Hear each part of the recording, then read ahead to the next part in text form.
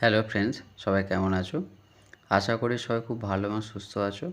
সবাইকে শুভেচ্ছা জানিয়ে আজকে ভিডিও শুরু করছি।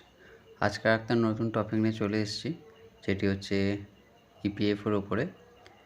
পিএফএ একটি নতুন মেসেজ দিচ্ছে, যেটি হচ্ছে এরকমই দেখবে যে এক্সিস্টিং নিউজ, যেটা হচ্ছে জয়েন্ট ডিক্লারেশন ফাংশনালিটি বলে একটা মেসেজ দিচ্ছে, যেটা মেম্বারদের জন্য এটা আপডেট করার জন্য দিচ্ছে।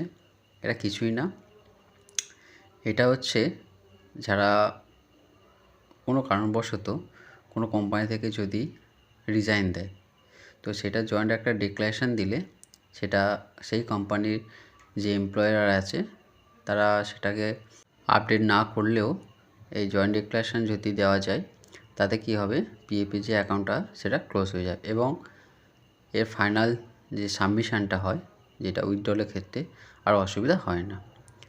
তো এটা ডেট অফ এক্সিট বা মার্ক অফ এক্সিট যেটা আপডেট করা হয় সেরকমই সেম। তো যারা আমার চ্যানেল নতুন, সবাই চ্যানেলটাকে সাবস্ক্রাইব করে পাশে থাকবেন এবং পাশে থাকা বেল আইকনটাকে ক্লিক করে রাখবেন এরকম নতুন নতুন ভিডিও আপডেট সবার আগে পাওয়ার জন্য। আর প্রচুর প্রচুর লাইক এবং শেয়ার করবে। আর সেই সঙ্গে ভিডিওটি কেমন লাগলো অবশ্যই সেটা কমেন্ট করে জানাবে। আর যদি কোনো অসুবিধা থাকে বা প্রবলেম থাকে সেটাও কমেন্ট করো, আমি তার রিপ্লাই দিয়ে দেবো। তো যেটা বলছিলাম, তো এই মেসেজটা আসার পরে কিছুই না, তোমার যে মেম্বার যে আইডি আছে মানে ইউএন নাম্বার, সেটাতে লগ ইন করে পাসওয়ার্ড আছে, পাসওয়ার্ড দিয়ে লগ ইন করার পরে এরকম একটা পেজ আসবে, যেটা হচ্ছে মেম্বারের অ্যাকাউন্টটা অ্যাক্সেস করা যাবে। পেজ আসার পর যে উপরে দেবে ম্যানেজে ক্লিক করলে জয়েন্ট ডিক্লারেশান বলে একটা অপশন থাকবে। তো এই জয়েন্ট ডিক্লারেশান আগেও বলেছি, এখনও বলছি, কিছুই না, জাস্ট যদি কোনো কোম্পানির এইচআর বা যে এমপ্লয়ার আছে যেটা হচ্ছে পিএফের সব ডিটেলস দেখে, সেক্ষেত্রে মেম্বার নিজেই নিজের ডেট অফ এক্সিট বা মার্ক অফ এক্সিট আপডেট করতে পারে। তার জন্য জয়েন্ট ডিক্লারেশান দিলে সেক্ষেত্রে আর প্রবলেম হবে না।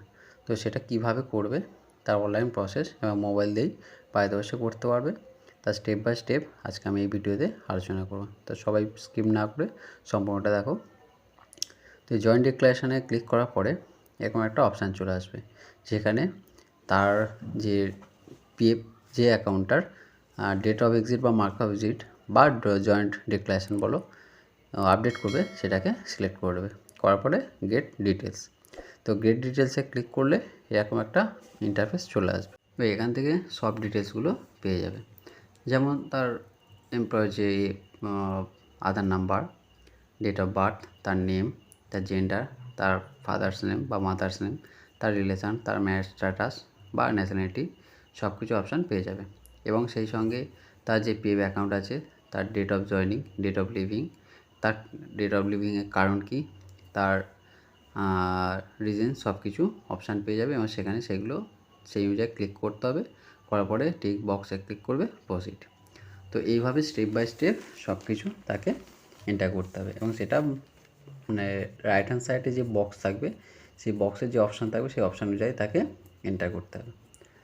তো এইভাবে তার স্টেপ বাই স্টেপ যে অপশানগুলো আছে সঠিকভাবে ফিল আপ করতে হবে এবং করার পরে টিক বক্সে টিক করতে হবে। করার পরে সেটা প্রসিডে ক্লিক করতে হবে। তো এটা গেল ফার্স্ট স্টেপ, যেটা হচ্ছে আপলোড ডিটেলস।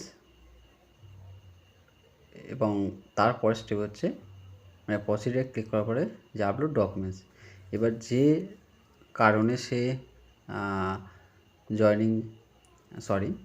যে কারণে সে রিজাইন দিচ্ছে তার কারণটা তো ওখানে মেনশান করতেই হচ্ছে এবং সেই সঙ্গে তার রিজাইন যে লেটারটা সেইটা বা লাস্ট যে পে স্লিপ সেইটা অবশ্যই লাগবে।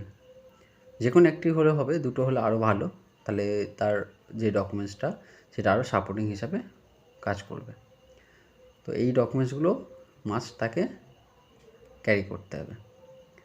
তো এইভাবে দেওয়ার পরে যে আপলোড ডকুমেন্টসে যখন সে ক্লিক করবে, করার পরে ডকুমেন্টস 1, ডকুমেন্টস 2, এবার কী কী কারণে সে লিভিং করছে, তার ডিজাইন কারণটা কী, সেই ডকুমেন্টসটা সিলেক্ট করতে হবে এবং সেই ডকুমেন্টসটা আপলোড করতে হবে এবং তার 2 নম্বর ডকুমেন্টসটাও দিতে হবে সিলেক্ট করে।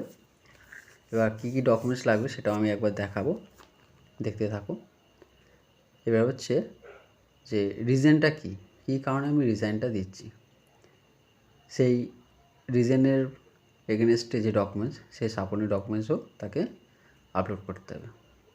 সেক্ষেত্রে রিজাইন লেটার বা পে স্লিপ লাস্ট যে মাস সেটাও দিতে পারো।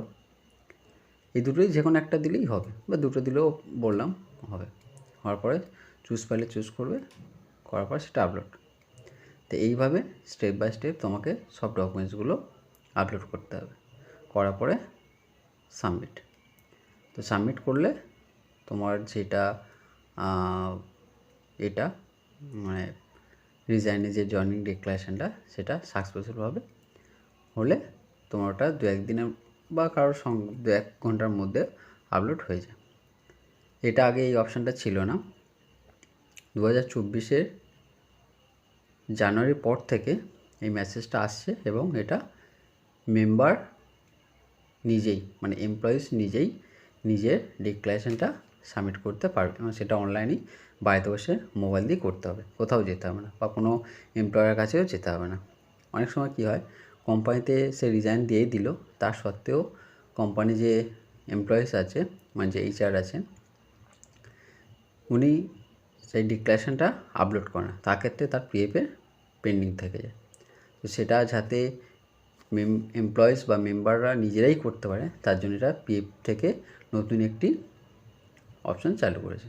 এটা কোনো প্যানিক হওয়া দরকার নেই। এটা প্রত্যেকের কাছেই যত এমপ্লয়ার আছে যাদের PF আছে প্রত্যেকেই মেসেজটা পাচ্ছে এবং সেটা জাস্ট আপলোড করতে পারে, কিন্তু সেটা রিজাইন দেওয়ার পরে, আগে নয়। এটা দিতে পারে। তো এই ডকুমেন্টসগুলো তার কাছে রেডি রাখতে হবে, ঠিক আছে। দেওয়ার পরে আমি স্টেপ বাই স্টেপ সবগুলো একটা করে ক্লিক করছি এবং কী কী ডকুমেন্টস লাগছে সেই ডকুমেন্টসগুলো আমি দেখাচ্ছি। এই ডকুমেন্টসগুলো তোমাকে রাখতে হবে সেটা, এবং ফাইলটা যখন আপলোড করবে সেটা 2 MBর মধ্যে PDF ফাইলও হতে হবে, ঠিক আছে। JPG বা PNG বা PNG কোনোটাই হবে না। দুটো ডকুমেন্টস যদি হয় দুটো ডকুমেন্টসেই তোমাকে সেম একই ডকুমেন্টস 1 ডকুমেন্টস 2 একই দেওয়া যাবে না। ডকুমেন্টস 1-এ একটা, ডকুমেন্টস 2-তে আর একটা। যে দুটোই রিজাইন লেটার দিলাম দেওয়া যাবে না, তার ডকুমেন্টস 1-এ একটা দিতে হবে, ডকুমেন্টস 2-তে আর একটা দিতে হবে। তো এইভাবে দুটো অল্টারনেট করে ডকুমেন্টসগুলো আপলোড করতে হবে। করার পরে সাবমিটে ক্লিক করলে তাহলে এটা ফুল সাবমিট হয়ে যাবে। এবার এইভাবে যে স্টেপ বাই স্টেপ আমি আগেও বলেছি এখনও বলছি, ডেট অফ লিভিংয়ের যে EPF থেকে লিভিং করছি তার ফার্স্ট ডকুমেন্ট, তার সেকেন্ড ডকুমেন্টস আপলোড করতে হবে। রিজনটা কি, রিজন অফ লিভিং EPF কী কারণে দিচ্ছি তার first document second documents. Date of leaving EPS সেটাও আপলোড করতে হবে এবং রিজনটা সেটাও আপলোড করতে হবে। তো এইভাবে স্টেপ বাই স্টেপ সব ডকুমেন্টসগুলো আপলোড করবে, করার পরে সাবমিট করলে এটা সাকসেসফুল হয়ে যাবে। তো আজকের ভিডিও এখানেই শেষ করছি। দেখা হচ্ছে নেক্সট কোনো ভিডিওতে বা টপিকের উপরে। সবাই ভালো থাকবেন, সুস্থ থাকবেন। আর যা আমার চ্যানেল নতুন, চ্যানেলটি সাবস্ক্রাইব করে রেখো আর সেই সঙ্গে পাশে থাকা বেল আইকনে ক্লিক করে রেখো এরকম নতুন ভিডিও সবার আগে পাওয়ার জন্য। আর ভিডিওটি কেমন লাগলো সেটা অবশ্যই কমেন্ট করে জানিও, যদি কোনো ভুল ত্রুটি থাকে সেটাও কমেন্ট করো। আর প্রচুর লাইক এবং শেয়ার করো যাতে এটা সকলে হেল্পফুল হয় এবং আরও আমি উৎসাহিত এরকম নতুন টপিক উপরে আরও নতুন ভিডিও নিয়ে আসতে পারি এবং তোমাদেরকে হেল্প করতে পারি। আর সেই সঙ্গে সবাইকে ধন্যবাদ যারা আমার চ্যানেলে সাবস্ক্রাইব করে রেখেছেন, করে আমার পাশে রয়েছেন এবং পাশে থেকো। আরও প্রচুর লাইক এবং শেয়ার করো যাতে সকলে হেল্পফুল হয়। আর সেই সঙ্গে আরও আমি উৎসাহিত হয়ে এরকম নতুন আরও ভিডিও বানাতে পারি এবং তোমাদেরকে আরও হেল্প করতে পারি। তো সবাই ভালো থেকো, সুস্থ থাকো, ধন্যবাদ।